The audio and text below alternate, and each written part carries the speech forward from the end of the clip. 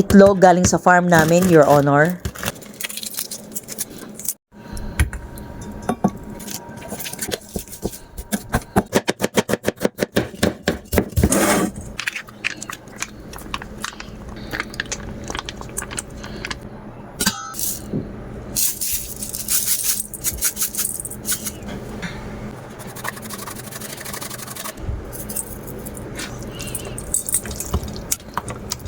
Dagan pa ulit natin.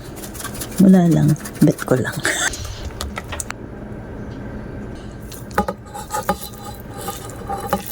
Gusto ko kasi yung may mga buo-buo para ramdam mo talaga yung itlog. Fold lang natin. Lagyan natin ng lemon para hindi madaling masira. Pabalance din siya. At para hindi nakakaumay. O di ba?